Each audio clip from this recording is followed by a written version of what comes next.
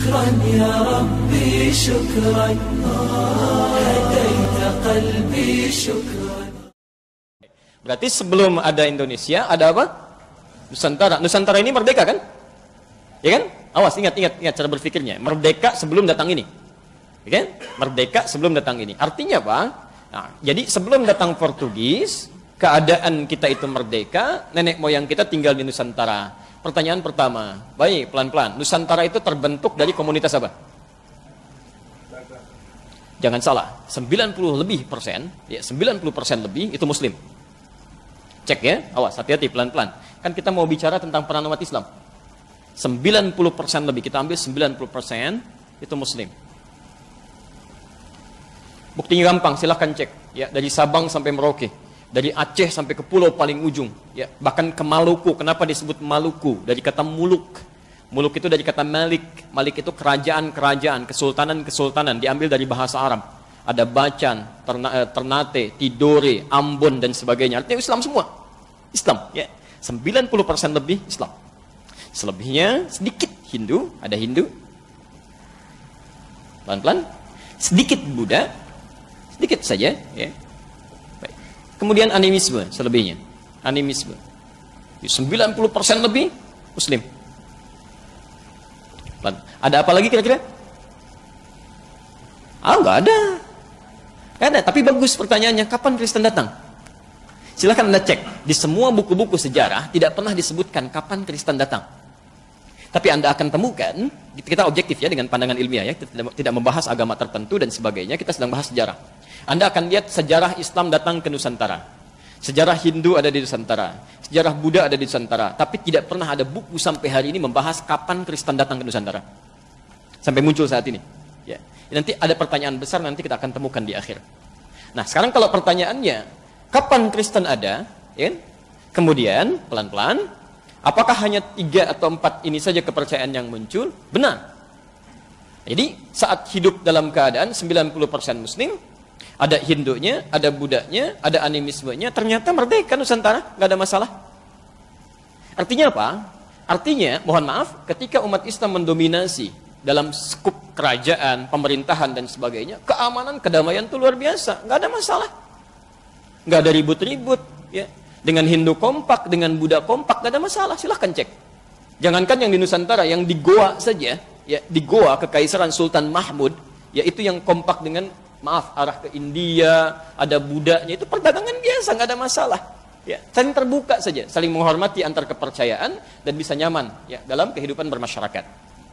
Yang jadi persoalan ketika datang Portugis tahun 1511. Pertanyaan pertama, jangan berhenti sampai Portugis. Ini siapa Portugis ini? Dari mana mereka bisa datang? Siapa yang menyuruh mereka datang ke sini? Dapat dari mana informasinya? Nah, kita telusuri dulu sampai kita ketemu nanti aspek-aspek yang menjadikan banyak hal yang nanti berpengaruh dalam kehidupan berbangsa dan bertanah air kita sampai hari ini. Portugis datang tahun 1511 itu bukan tiba-tiba datang, Bapak Ibu sekalian. Itu ada asal-muasalnya. Ya. Dimulai dari tahun 1494 terjadi satu perjanjian yang disebut dengan perjanjian Tordesillas. Ya, Tordesillas. Apa perjanjian Tordesillas itu? Perjanjian Tordesillas ini perjanjian yang diprakarsai oleh seorang paus besar bernama Paus besar bernama Alexander ke-6. Ya. Setelah jatuhnya Granada, dalam kekuasaan Muslim di Andalusia dengan bersatunya Raja Ferdinand dan Ratu Isabella. Keduanya bersatu menaklukkan kerajaan Granada di akhirnya. Singkatnya, habis Islam di Spanyol. Muslimnya maksudnya, ya. Habis Muslim di Spanyol. Nanti kalau ada waktu lagi lebih jauh, saya akan cerita bagaimana konversi agama berlaku pada saat itu, bagaimana orang-orang Islam telinganya dipotong, diinkuisisi, sampai darah itu naik sampai ke tinggi permukaan tertentu. Ya. Kita lihat terusan saya dulu ke sini. Setelah selesai, ya, kemudian Paus Alexander ini mengumpulkan kekuatan-kekuatan pada saat itu, ya, tentara salib. Kemudian diberikan dekret, dibuat perjanjian. Dikumpulkanlah dua kerajaan besar yang punya jasa pada saat itu menaklukkan Granada. Ya. Satu kerajaan Portugal, kenal dengan Portugis. Ya, Ronaldo belum lahir saat itu. Kemudian Spanyol, Barcelona belum ada. Ya. Macam-macam lihat. Tapi nanti ada kaitan loh ya, ada kaitannya. Ini Portugis dengan Spanyol. Keduanya dari Katolik. Ya. Di perjanjian Tordesillas ini, ya, kemudian difatwakan oleh Alexander yang ke-6 supaya keduanya ini melakukan ekspansi ke wilayah muka bumi dengan membawa misi 3G. Awas, ini nyata ya. Maka dibagi bumi itu ke dalam dua bagian. Jadi oleh Paus Alexander ke-6, bumi dibagi kepada dua bagian. Ada bagian barat, diminta kepada Spanyol untuk melakukan ekspansi ke sini. Ya. Kemudian bagian timur dimintakan kepada Portugis untuk bisa mengekspansi. Misi mereka langsung diberikan oleh Paus Alexander VI disebut sebagai misi suci dengan misi 3G. Jadi 3G dulu sudah ada. Ya. Hati-hati ya. Apa misinya? 3G yang dimaksudkan, satu, gold. Ya. Awas, mencari emas, cari pemasukan, kan? Kalau ke kita nanti nyari rempah-rempah, ya. Ada emas, emas hitam, ada emas hijau yang teh, gitu kan? Ada kopi dan sebagainya, semua digali. Ini poinnya. Kedua, glory. Hati-hati, dia berekspansi, menyebarkan, ya, menyebarkan ajaran, menyebarkan wilayah, ya, mencaplok dan sebagainya. Ini misinya ini, hati-hati ya. Yang ketiga, gospel. Ini gospel, membawa misi Katolik. Ya. Ini pelan-pelan, misi Katolik ini dibawa, menyebar ke seluruh dunia dengan kesepakatan perjanjian Tordesillas oleh dua kerajaan ini. Di ketika Portugis datang ke Nusantara pada tahun 1511, ini puncak 3G ini memang dibawa, tiga-tiganya. Ya. Pelan-pelan. Jadi ketika mereka datang 1511, asalnya nyasar dulu Pak. Nyasar dulu ya. Dia nggak langsung ketemu sampai ke Selat Malaka, tidak. Karena mereka belum tahu bagaimana cara bernavigasi, menemukan tempat yang paling tepat ya untuk koordinatnya. Ya, sampai minta bantuan nanti kepada seorang navigator muslim namanya Ahmad bin Majid. Ya. Karena tidak tahu ekspedisi apa yang akan dilakukan, di-hire Ahmad bin Majid ini, diminta untuk menunjukkan daerah, sampai kemudian tibalah kemudian di Goa. Ya. Di Goa ini diketahui bahwa pusat rempah-rempah ternyata bukan dari Goa, bukan dari India. Ini cuma transit saja. Ya. Ternyata diketahui berasal dari Nusantara. Maka tahun 1511 di bawah pimpinan Alfonso de Albuquerque, dia datang kemudian mengekspansi dengan ratusan kapal datang ke sini. Ingat misi yang dibawa 3G ini. Karena bukan hanya mencari gold, kalau cuma cari gold juga dulu di Goa dengan Selat Malaka itu sudah pusat perniagaan. Nggak ada masalah. Nggak ada masalah. Ya. Tapi karena mereka membawa misi glory, misi ekspansi, ketika datang ke wilayah Goa, ini yang jadi persoalan. Ya. Semua ditodong senjata pada saat itu. Kemudian tawarannya hanya dua. Kalau Anda tidak tunduk kepada kami akan perangi seluruhnya. Dimonopolilah kemudian perniagaan pada saat itu. Terhenti jalur perdagangan ke India sampai muncul banyak peperangan pada saat itu. Ya, pelan-pelan. Dampaknya apa? Saya langsung ke Nusantara, datang mereka. Membawa dua ini. Karena niatnya tidak murni untuk berdagang, tapi juga ekspansi. Maka sambutan yang diterima tidak menggembirakan. Ya. Sambutan yang diterima tidak menggembirakan. Padahal sebelumnya sudah ada kerajaan Hindu, kerajaan Buddha, berniaga biasa-biasa saja. Ya, sampai ada perwakilan-perwakilan dari agama lain. Tapi ketika ini datang, kenapa sambutan tidak menyenangkan? Bahkan dianggap sebagai penjajah tadi. Ya. Karena pertama, mohon maaf, mereka datang dengan sikap ini. Ya, arogansi untuk menjajah. Yang kedua, ada misi yang dibawa ini. Ya. Yang langsung bertentangan dengan 90% umat Islam yang hadir di dalamnya. Ya. Apa yang terjadi? Ini yang mau saya gambarkan.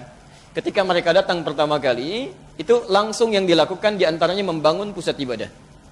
Yang diberi nama dengan bahasa Portugis atau bahasa Latin dengan nama igreja. Igreja. Ya. Igreja.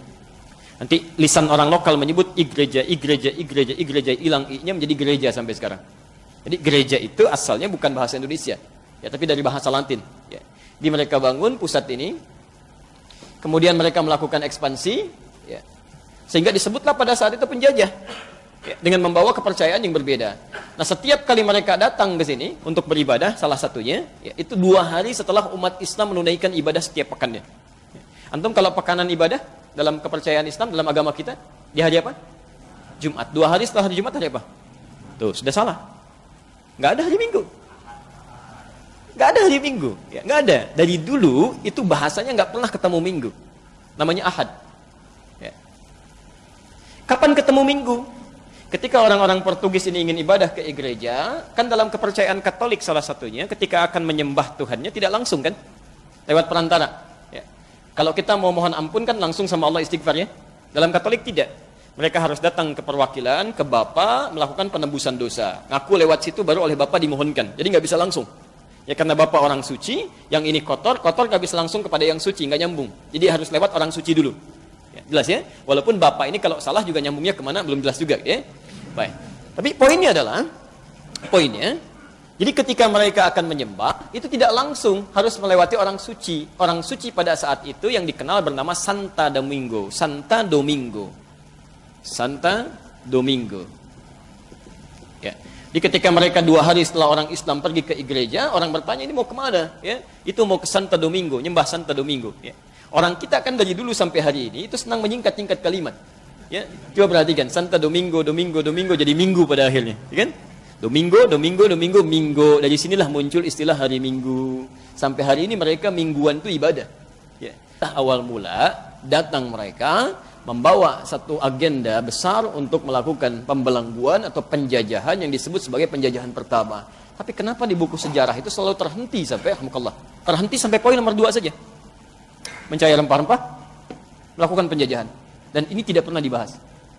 Ya, karena itulah sampai hari ini di sekolah-sekolah tidak akan pernah diajarkan dari mana munculnya agama Kristen di Indonesia. Tidak akan pernah ada.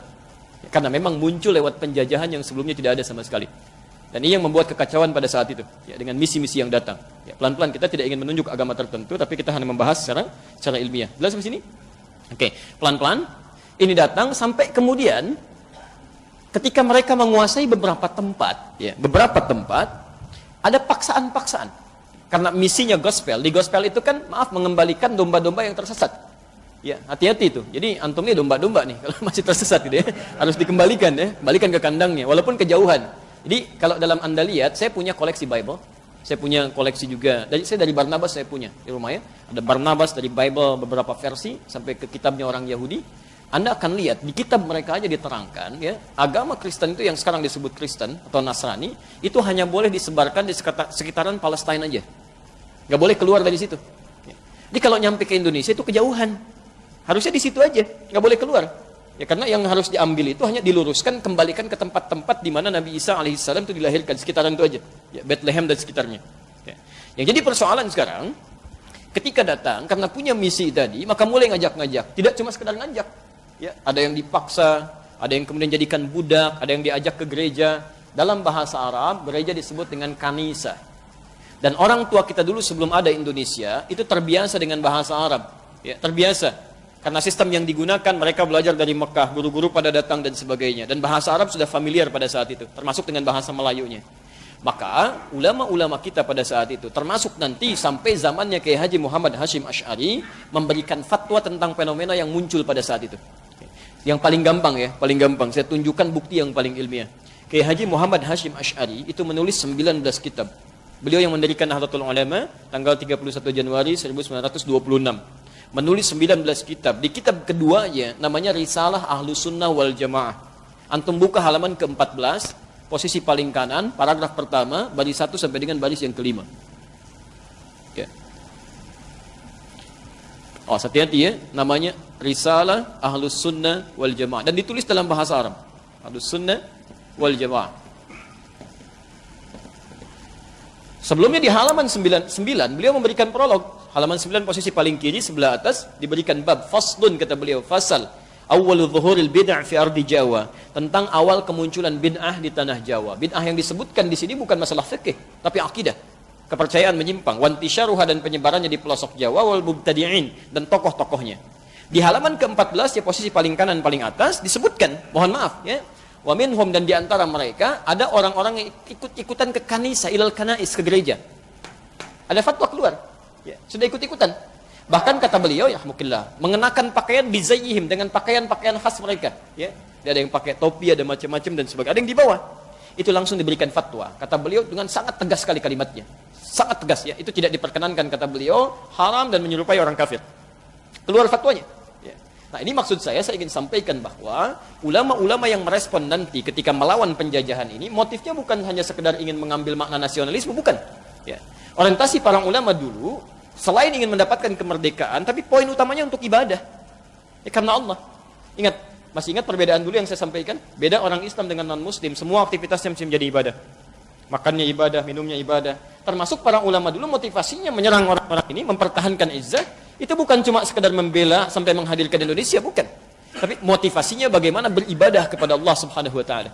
Karena itu akidah dia jaga, kan, perjuangan fisik dia kemudian lakukan, dan seterusnya. Sampai kemudian datanglah persaingan. Ya. Mulanya datang Perancis, sampai kemudian Spanyol yang paling kuat. Hati-hati, materinya sangat penting ya. Ya, sangat penting. Saking pentingnya nggak bisa dihapus tuh, agak susah. Ya. Baik. 1521, Miguel Hans ya datang membawa pasukan Spanyol. Pasukan Spanyol tadi masih ingat ditugaskan kemana? Oleh Alexander ke barat. Cuman di barat gak ada apa-apa, kosong. Ya, Amerika belum ditemukan, gak ada macam-macam, kosong. Jadi dia merasa gak ada sesuatu yang didapatkan. Akhirnya melihat perkembangan Alfonso yang ada di timur, kok bagus nih, prospeknya bagus, maka diikuti. Maka dia masuk lewat Kepulauan Sulu yang sekarang bagian Filipina bagian selatan itu. Ya, pada tahun 1521. Filipina juga dulu Muslim. Ya, antum harus tahu artinya Mindanao itu apa. Ya, ada Mindanao, Islamabad, orang cuma tahu kalimat-kalimat apa, Istanbul, itu kan kota Islam. Ya, kota Islam Madani, kan? Jadi kerajaan-kerajaan Islam itu sudah berkembang di sekitaran-sekitaran itu. Ya. Spanyol masuk, kan? Kemudian melakukan penjajahan di situ. Nah ini Portugis merasa ada ancaman, khawatir ada persaingan di situ, maka kemudian dia membuat benteng-benteng di sekitaran tepian pantai, termasuk juga benteng daerah Sunda Kelapa. Maka dibangunlah kemudian benteng besar di situ, kan? Di kisaran tahun 1521 ketika dia datang, Alfonso datang. Ya, pelan-pelan Miguel Hans maksud saya datang ke sini 1521, mereka bangun kemudian benteng besar di Sunda Kelapa. Sekarang Sunda Kelapa daerah mana? Jakarta. Tahu dari mana Jakarta? Dulu Jakarta nggak ada. Jakarta nggak ada. Disebutnya Sunda Kelapa. Ya, dalam proses itu kemudian apa yang terjadi? Karena sudah mulai datang ke daerah sini, ya, pelan-pelan, membawa misi-misi yang tadi juga, orang dipaksa bikin benteng, akidah sudah dihancurkan, merampas macam-macam, maka kalau Anda baca sejarah, daerah Sunda Kelapa ini, bukankah perpanjangan dari mulai ke Banten, sampai ke Cirebon, sampai Pajajaran kan? Baik, penguasa saat itu siapa? Hati-hati, kekuasaan pada saat itu bukan cuma Siliwangi, cucunya yang pegang. Ya. Prabu Siliwangi kan nama aslinya Pamanah Rasa, kan?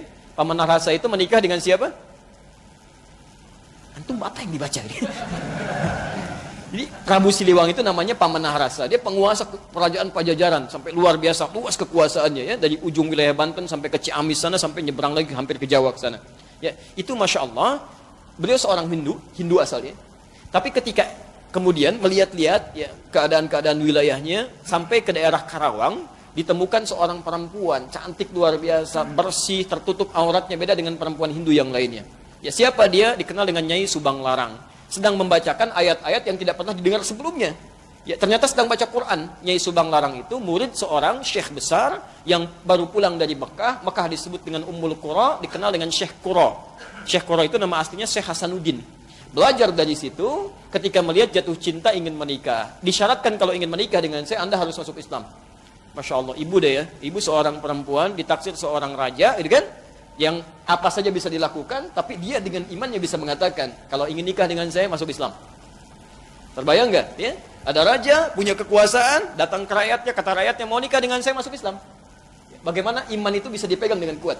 Ya. Maka saya persingkat, menikah dengan Nyai Subang Larang, dia masuk Islam, punya anak, tahun 1423, lahir anak pertama, diberi nama Walang Sungsang. Ya. Walang Sungsang. Itu dulu biasanya orang-orang dulu, yaitu memberi nama anak-anaknya sebagian dari pengaruh animisme dengan nama-nama binatang. Ya, persis di tahun-tahun jahiliyah dulu kan. Ada yang diberi nama Khimar, Usama, kan? Asad itu kan si singa, si keledai, macam-macam dan sebagainya. Oke? Oke, 1426 lahir adiknya perempuan diberi nama Rara Santang. Rara Santang. Itu 426. Kemudian 1427 tahun kemudian lahir lagi adiknya bernama Raja Sengara. Raja ya, Sengara. Baik. Begitu lahir langsung melotot mungkin ya, agak sangar. 1427. Nah, yang lebih singkat lagi kemudian ini seluruhnya masuk Islam. Ketika masuk Islam kemudian hijrah ke Mekah untuk berhaji, Walang Sungsang dengan adiknya dulu Rara Santang ini tinggal. Ya. Ketika hijrah ke Mekah itulah berganti nama, Walang Sungsang berubah menjadi Abdullah Iman. Abdullah Iman. Sementara Rara Santang berubah nama menjadi Syarifah Mudaim. Syarifah Mudaim. Ini Syarifah, yang ini Abdullah Iman. Qadarullah ketika selesai menunaikan haji, saat akan berangkat berkemas pulang, bertemulah kemudian di perjalanan dengan seorang pemuda tampan berasal dari Mesir, namanya Syarif Abdullah. Syarif Abdullah ini siapa? Syarif Abdullah ini ternyata satu di antara dua anaknya, salah satu ulama besar yang sedang mendakwahkan Islam di Nusantara, dikenal dengan Wali Songo. Ada yang dari Mesir namanya Ahmad Jumadil Kubra. Ahmad Jumadil Kubra punya dua orang anak. Satu yang ada di Nusantara di bawah bernama Maulana Ishaq. Dari Maulana Ishaq ini nanti turun ke Haji Ahmad Dahlan dengan Kiai Haji Muhammad Hashim Asy'ari, ya, nanti kita di akhir kalau mau bacakan nasabnya. Kemudian dari satu lagi bernama Syarif Abdullah yang tidak diajak ke Nusantara, tapi sedang sibuk kemudian dia belajar sampai menunaikan haji ke Mekah. Di Mekah inilah bertemu dengan Syarifah Mudaim, jatuh cinta ke sini, minta izin menikah, dinikahkan kemudian oleh kakaknya, diboyong ke Mesir. Di Mesirlah berumah tangga sampai selama 20 tahun, lahir anak diberi nama Syarif Hidayatullah. Dialah yang belajar nanti di Mesir sampai ke Ibnu Athaillah As-Sakandari dan sebagainya. Ketika selesai itu pulang, ini Abdullah Iman pulang duluan, diberikan wilayah oleh Prabu Siliwangi dikenal dengan Pamanah Rasa, sampai singkatnya dikenal dengan Cirebon sekarang. Dulunya Lemah Wungkuk. Ya, cuma dia satukan, ada dua riwayat di situ, ada orang yang senang mengambil udang rebon itu, ya, sehingga disebut dicampur dengan air disebut dengan Cirebon. Ya, ada riwayat lain mengatakan dari Caruban. Caruban itu campuran, karena ketika datang ke Lemah Wungkuk ada etnis-etnis yang berbeda. Ada Arab, ada sebagian Cina, ada orang lokal. Ketika dicampurkan dari Caruban, lisan orang kemudian berubah menjadi Cirebon. Ya, dan itu kemudian yang dikelola oleh Abdullah Iman. Setelah 20 tahun Syarif Hidayatullah pulang, saat pulang bertemu kakeknya, sedang berada di Gunung Jati. Maka singkatnya diberikanlah kemudian kewenangan untuk mengatur dari Gunung Jati. Maka dikenal dengan Sunan Gunung Jati. Ya, nanti punya dua orang anak perempuannya dinikahkan dengan panglima besar, hebat, luar biasa, dan soleh dekat dengan Allah. Dikenal dengan Fathullah. Lisan orang kita menyebut dengan Fatahillah, nanti Portugis yang akan menyebut dengan Faletehan. Sunan Gunung Jati inilah kemudian yang mengontrol wilayah-wilayah, menyatukan dengan Banten, yang saat itu dipegang oleh Hasanuddin, bagian dari keluarganya juga. Kan? Nah, ketika melihat Portugis masuk ke sini, sudah mulai mengacau, termasuk ke akidah dan sebagainya, maka diutuslah Fathullah atau Fatahillah atau yang disebut dengan Faletehan untuk bisa mengimbangi, bahkan bisa menghancurkan dan melepaskan Sunda Kelapa dari jajahan Portugis. Singkatnya pada tanggal 22 Ramadan 933 Hijrah, bertepatan dengan 22 Juni 1527, 22 Juni 1527, 25, bukan 22. 25 Juni atau 22 Ramadan, ya, Ramadan 933 Hijrah.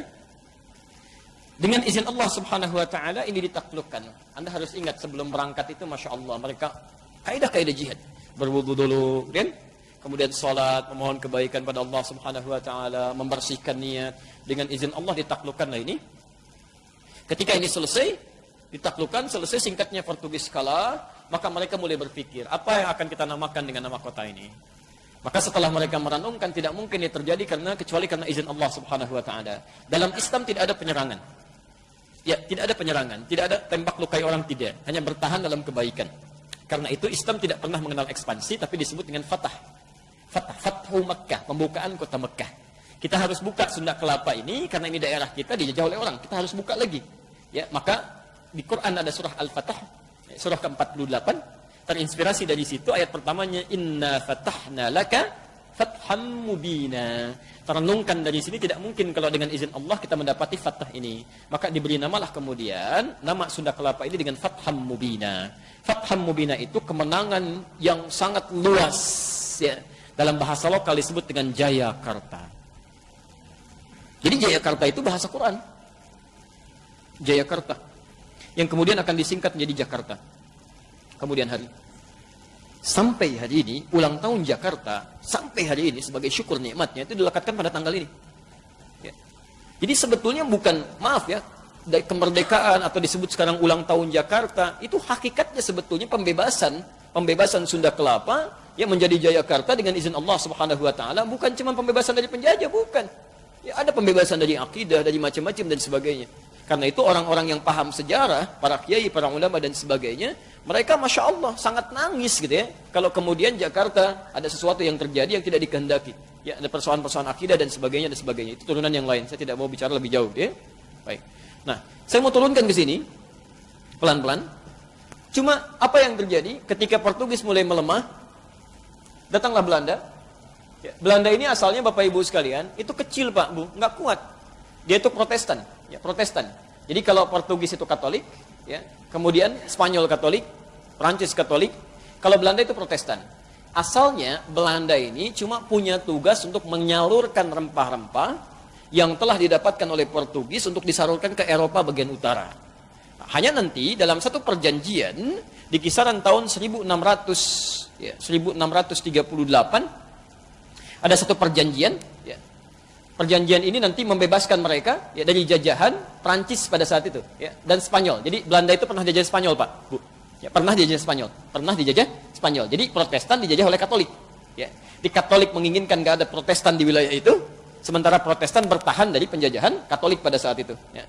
Nah ketika ada perjanjian ini, maka disepakati semua mesti mundur, kan? Nah, berjayalah Belanda. Ternyata mereka beberapa tahun sebelumnya sudah menyiapkan dan sudah memulai ya, mengirimkan beberapa pasukan-pasukan untuk meneruskan misi Portugis. Sekiranya ini sudah mulai melemah, ya, maaf, hilang pengaruhnya dan mereka bisa masuk.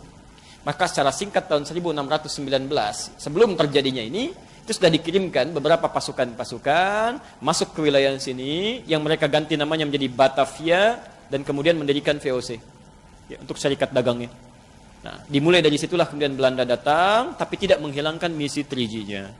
Yang mau saya sampaikan saya dengan cepat. Nah, ternyata di sini yang pertama kali menyikapi itu bukan kepercayaan agama lain. Orang Islam, Pak. Bu. Muslim.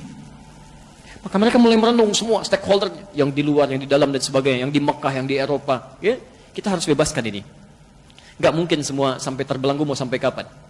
Dan tidak mungkin kita bisa melawan mereka dengan persenjataan yang sangat canggih, kekuatan yang sangat lengkap dan sebagainya, kecuali dengan yang lebih canggih lagi. Dengan yang lebih hebat lagi. Tidak ada selain Allah Subhanahu wa Ta'ala.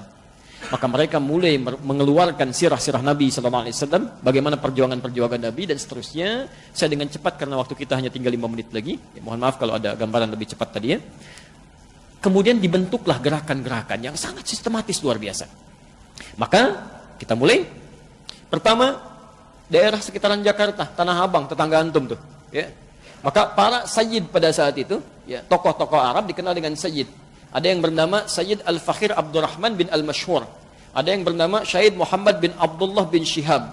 Ada yang bernama Syahid bin Ahmad bin Shihab. Mendirikan satu perkumpulan untuk meningkatkan kualitas pendidikan pribumi pada saat itu. Khususnya yang Islam. Khususnya yang Islam. Karena paham ini penjajahan nih. Ini orang mau membelenggu kita. Ya. Maka diberi nama dengan Jami'atul Khair. Jami'atul Khair. Didirikan 13 Jumadal Ula. 13 Jumadal Ula. Ya, bulan yang kelima. Tahun 1333 Hijrah. 1223 maaf. 1223. Ya, atau di tanggal 27 Juli. Ya, tahun 1905. Masehi. Ya. Jami'atul Khair. Maka didirikan. Ya, di bawah guru-guru. Ya, termasuk dari luar. Sampai kemudian Alhamdulillah didapatkan seorang guru besar bernama Syekh Ahmad Syurkati. Ya. Syekh Ahmad Syurkati ini seorang guru besar, seorang tokoh, belajar sedang di Mekah tahun 1911. Ini orang Sudan. Orang Sudan. Di-hire, mau datang ke Nusantara mengajar anak-anak kita. Di antara yang diajar itu nanti ada Kiai Haji Ahmad Dahlan. Ada tokoh-tokoh yang lainnya dan sebagainya. Syurkati dari bahasa Sudan. Syur artinya kitab, katiatnya banyak. Yang punya banyak penguasaan kitab. Termasuk ayahandanya banyak menguasai kitab. Ya. Maka itulah yang mulai mendidik ya, bagaimana caranya nanti muncul tokoh-tokoh di masa depan yang akan belajar dengan tingkat intelektualitas paling tinggi. Belanda yang merasakan ini ada tantangan di sini, ini berbahaya ini kalau dibiarkan. Ya, tapi tidak mungkin dihancurkan seketika. Kenapa? Karena pengaruhnya luas. Ya. Pengaruhnya banyak sekali. Maka yang paling gampang adalah dibuat saingan supaya dipecah ini. Dibangunlah dari orang lokal, ditunjuk seseorang, ditokohkan dia, singkatnya bagaimana membuat ini padam. Maka dibuatlah persaingan di tanggal 20 Mei 1908. Maka dibuat satu nama baru, uniknya begini, ini Belanda ini sampai begini cara berpikirnya. Buat aja nama yang sama. supaya meningkatkan nasionalisme, ya, maksudnya kesuku-sukuan pada saat itu. Jamiatul Khair, ya, dalam bahasa lokal jamaah kebaikan, ya. Dalam bahasa Jawa disebut dengan Budi Utomo. Maka didirikanlah satu organisasi bernama Budi Utomo tahun 1908 dengan tokohnya bernama Dr. Sutomo yang sebetulnya bukan nama aslinya Dr. Subroto, kemudian berubah menjadi Dr. Sutomo. Oke? Di Bong Tomo itu kemudian dipilih, ditetapkan, sebetulnya asalnya itu bikinan Belanda atas usulan dari Praja Serang yang pada saat itu diusulkan harus dibikin seperti ini. Ya, dibuatlah, ini akan menggemparkan barangkali sebagian informasi yang muncul. Tapi nanti saya tunjukkan di mana informasi ini berada dengan bukti yang sangat ilmiah. Ya. Maka diciptakan ini untuk menghambat perkembangan Jamiatul Khair, termasuk menghilangkan isu-isu nasionalisme untuk membentuk kesatuan kemerdekaan. Maka setiap turunan dari sini muncul 1911, ya. Kemudian syarikat Islam, asalnya Syarikat Dagang Islam, dipelopori oleh Kiai Haji Samanhudi. Yang diteruskan nanti kemudian dengan munculnya HOS Cokro Aminoto. Asalnya Cokro Aminoto, cuman setelah menunaikan haji, Umar Said ini tambah haji. Haji Umar Said Cokro Aminoto. Ya? Jadi secara bersamaan, ada yang di Jakarta, ada yang di Surakarta Samanhudi, ada yang di Surabaya, HOS Cokro Aminoto. Ya kan? Ini semua bergerak bersamaan, dan sekali lagi takut Belanda. Takut ini kalau berkembang luas nih bahaya pergerakan ekonomi ini. Dikhawatirkan seperti terjadi revolusi Cina yang terjadi tahun 1911 diprakarsai oleh Dr. Sun Yat-sen. Ya, mereka bisa berhasil karena ditopang oleh Cina Muslim, Pak.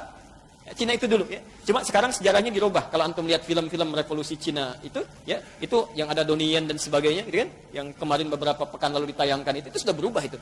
Yang ditampilkan baratnya, ya, bukan sisi kebaikannya. Nah, ini mereka khawatir, maka dibuatlah saingan Syarikat Dagang Islamiyah. Ya. Jadi yang ini dibuat Budi Utomo, yang sana dibuat Syarikat Dagang Islamiyah. Tapi ternyata dengan izin Allah, siapa yang tulus itu yang langgeng. Ini langgeng, yang dua tadi hancur. Coba antum bisa nggak temukan sampai sekarang? Saya mohon maaf ya.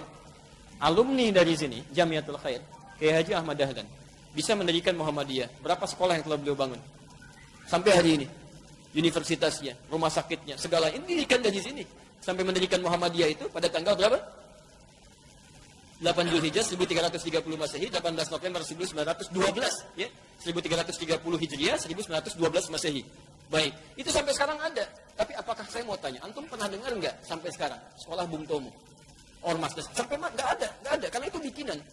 Dan yang paling menarik, dalam setiap konferensi Yong Java dan sebagainya, itu selalu mengatakan tidak boleh ada persatuan, nggak ada bangsa Indonesia. Kalimat bangsa Indonesia itu dibawa oleh orang-orang alumni sini. Dan termasuk yang paling menarik, salah satu muridnya, Haji Umar Said Cokro Aminoto, adalah Insinyur Soekarno. Itulah yang dilatih oleh Soekarno. Dilatih oleh Cokro Aminoto, bagaimana cara berorasi, bagaimana cara memetakan dan sebagainya, sampai dengan singkatnya, diraihlah kemerdekaan itu. Tidak banyak orang tahu bahwa Jalan Pegangsaan Timur nomor 56 itu, ketika akan melakukan satu hal yang sangat dicatat dalam sejarah yang disebut dengan proklamasi itu, rumah itu diwakafkan oleh orang Islam, orang Arab, keturunan Yaman, yang kemudian oleh Bung Karno diberikan penghargaan, langsung nulis surat langsung ditandatangani oleh beliau sendiri. Itu orang Islam yang punya, yang sekarang jadi Gedung Merdeka itu, ya, seterusnya. Itu orang Islam yang punya, diwakafkan sampai diberikan madu Bung Karno sebelum beliau proklamasi dan setelahnya. Ya. Jadi kalau Anda bertanya kemudian, bagaimana sikap seorang Muslim dalam menyikapi kemerdekaan ini, kita kembalikan, ya, bahwa merdeka itu kan tidak diraih. Mohon maaf ya, bukan dengan perjuangan semata. Kalau berjuang banyak yang berjuang. Tapi ketika mereka berjuang tidak dapat apa-apa. Mereka berjuang dengan kalimat tauhid. Saya mau tunjukkan cepat. Antum pernah lihat nggak? Pernah dengar? Ketika Insinyur Soekarno, Bung Hatta dan sebagainya ditahan oleh Belanda di sana Yogyakarta, kemudian dibuang sampai ke Bangka. Siapa yang berjuang? Yang berjuang siapa? Jenderal Besar Sudirman. Siapa itu Jenderal Besar Sudirman? Hati-hati jangan keliru, itu seorang guru. Guru yang disiapkan oleh siapa? Perguruannya Ahmad Dahlan. Itu guru sekolah, Pak. Ya angkat tanya, Masya Allah, angkat senjata, gerilya dengan nama Allah. Dalam keadaan ditanduknya separuh paru-parunya, kemudian berjuang. Didapatkan sebuah kemenangan dan luar biasa. Pada akhirnya diproklamasikan, jadilah Indonesia. Kemudian dirumuskan sampai ketemu Pancasila. Pancasila itu yang merumuskan 5 orang. Siapa yang 5 orang ini? Semuanya orang Islam. Semuanya orang Islam. Silakan, dari mulai bapaknya Gus Dur, ya, Kiai Haji Wahid Hashim. Kemudian nanti ada Ki Bagus Hadikusumo, ada Mr. Kasman Singo Dimejo. Semuanya orang Islam. Sampai disebutkan dari situ sila pertamanya apa? ketuhanan yang Maha Esa, dan tidak ada tafsir lain dari ketuhanan yang Maha Esa kecuali kepada Allah Subhanahu wa taala. Jadi intinya seperti orang-orang dulu mendapatkan kemerdekaan dengan kalimat tauhid, dengan kalimat Allahu Akbar, mereka tingkatkan ibadahnya, salatnya, puasanya, macam-macamnya, maka seharusnya kita dalam mengisi makna kemerdekaan ini khusus bagi seorang muslim adalah dengan meningkatkan ketakwaan dan ibadahnya kepada Allah Subhanahu wa taala. Barangkali itu yang ditunggu oleh Allah supaya orang Islam ini di Indonesia banyak-banyak tobat, banyak ibadah dengan baik, memperbaiki semua kehidupannya, dan insya Allah akan diturunkan keberkahan dan solusi-solusi oleh Allah Subhanahu wa taala dari kesulitan yang mendera kita sampai saat ini. Itulah, dan tidak cukup dengan amin, karena kita harus mulai bagaimana kita bisa meningkatkan semuanya itu, ya. Apa yang saya sampaikan, saya kasih satu buku saja, namanya Api Sejarah, ya, karangan Profesor Ahmad Bansur Suryanegara. Dan ada 586 halaman, yang jilid pertamanya warna hitam. Keterangan saya tentang Portugis dan seterusnya itu ada di halaman 156 sampai halaman 160. Keterangan tentang Ahmad Sukarti sampai dengan Syarikat Dagang Islam ada di halaman 347 sampai dengan 350-nya. Silakan Anda baca, termasuk buku-buku yang lainnya yang bisa mendukung itu, ya. Sekali lagi, kajian kita tidak untuk mengangkat hal-hal tertentu yang dijadikan isu-isu yang tidak berkembang baik, tapi hanya untuk menyadarkan bahwa kita punya peran penting dalam membentuk kebangsaan ini. Jadi jangan sampai sudah merdeka justru Islamnya jauh dari kebaikan-kebaikan. Isinya kotor, banyak terima ajaran yang tidak tepat, kan? Mohon maaf, bendera merah putih dijahit oleh siapa? Salah antum. Fatimah namanya. Namanya Fatimah. Berarti seorang ulama besar di Bengkulu, anak seorang tokoh Muhammadiyah. Termasuk isinya Pak Karno pertama kali, Otari. Otari itu anaknya Pak Cokro Aminoto. Isi pertama Bung Karno. Di Masya Allah itu dijahit dengan penuh ketakwaan, jahit dengan penuh niat yang tulus, sampai merah putih itu gambaran dari keislaman juga. Satu bendera yang dikobarkan selain warna hijau. Ya, jadi sesungguhnya semuanya itu muslim. Jadi tidak tepat kalau kemudian, mohon maaf ini bahasa kami yang harus sampaikan secara tulus supaya kita benar-benar merenunginya. Tidak tepat bendera yang dijahit dengan penuh keimanan, ketakwaan, dikorbankan dengan darah para syuhada, kemudian tiba-tiba diarak dengan kereta yang dihadirkan dengan melalui proses kemusyrikan. Kemusyrikan itu luar biasa. Ya, itu sesuatu yang salah, kan? Silakan Anda mau arak dari Monas, mau arak dari Merauke, mau arak dari Banten dan sebagainya, tapi tolong jangan sertakan hal-hal tertentu yang tidak terkait dengan, maaf, kemurnian akidah-akidah yang telah dibangun susah payah sejak dulu. Ya, jadi maksud saya, mari kita doakan para pemimpin-pemimpin kita, para ulama-ulama kita, sehingga bisa istiqamah dalam kebaikan-kebaikan itu. Ya. Sekira itu materi kita hari ini, baik ya. Mudah-mudahan ini sudah lewat 5 menit, ya ada hal yang didapatkan. Saya tutup dengan janji saya tadi menyampaikan nasab Kiai Haji Muhammad Hashim Asy'ari bin Abdul Wahid bin Abdul Halim. Abdul Halim nama asli Pangeran Bendawa, rahmatullah, dikenal dengan Sultan Hadiwijaya. Nama lainnya Joko Tingkir bin Abdul Rahman bin Abdul Fattah bin Abdul Aziz bin Raden Ainul Yakin. Raden Ainul Yakin itu dikenal dengan Maulana Ishaq. Di Maulana Ishaq inilah bertemu nasabnya dengan Kiai Haji Ahmad Dahlan yang nama aslinya Muhammad Darwish. Ya, kemudian beliau bersaudara dengan Muhammad Hashim Asy'ari, belajar ke Kiai Haji Soleh Darat di Semarang. Dilihat sebagai dua murid yang sangat brilian, mudah memahami persoalan, langsung dikirim ke Mekah, belajar pada Syekh Ahmad Khatib. Ya, konon ada yang menyebutnya dari Minangkabau, disebut Al-Minangkabawi. Konon ada yang menyebutnya dari Sambas, dikenal dengan As-Sambasi. Ketika pulang diganti namanya Muhammad Darwish menjadi Ahmad Dahlan. Bin Kiai Haji Abu Bakar, bin Kiai Haji Ilyas, bin Kiai Sulaiman, bin Kiai Murtado, bin Demang Jurang Juru Kapindo, bin Demang Jurang Juru Sapisan, bin Kiai Gerbak, bin Maulana Ishaq. Siapa Maulana Ishaq ini? Tadi anaknya Ahmad Jumadil Kubra, anaknya Ahmad Jumadil Al-Kabir, anak Ali Zainal Abidin, anak Ali Zainal Al-Kabir, keturunan dari Husain, Husain adiknya Hasan, Hasan putranya Ali bin Abi Thalib, suaminya Fatimah, Fatimah putri Muhammad SAW, bin Abdullah, bin Abdul Muttalib, bin Hashim, bin Abdul Manaf, bin Qusay, bin Murrah, bin Kilab, bin Ka'ab, bin Ghalib, bin Fihr, bin Malik, bin Madar, bin Kinana, bin Khuzaimah, bin Mudrikah, bin Ilyas alaihissalam, bin Nizar, bin Mudar, bin Ma'ad, bin Adnan, bin Adli, bin Muqawwam, bin Nahur, bin Tari, bin Ya'rub, bin Yasjub, bin Nabit, bin Ismail alaihissalam, bin Ibrahim alaihissalam, bin Azar atau bin Nahur, bin Abil, bin Kinan, bin Al-Fakhshad, bin Sam, bin Nuh alaihissalam, bin Mihlail, bin Matusyalah, bin Kinan, bin Anwas, bin Thith, bin Adam alaihissalam. Semuanya jelas, tokoh-tokoh kita jelas, tersambung sampai Nabi Muhammad. Cuman barangkali kita hanya yang belum jelas sampai hari ini. Baik ya? Nah, jelas surah ini? Nah, kalau jelas seperti biasa kita bacakan Quran surah Al-Maidah ayat 101. Ya ayyuhalladzina amanu, hai orang-orang masih merasa punya iman, la tas'alu an asya'a in tubdalakum tasukum. Kalau uraian sudah jelas disampaikan, jangan banyak ditanyakan, khawatir pertanyaan itu menjadikan uraian jelas semakin tidak jelas nantinya. Baik.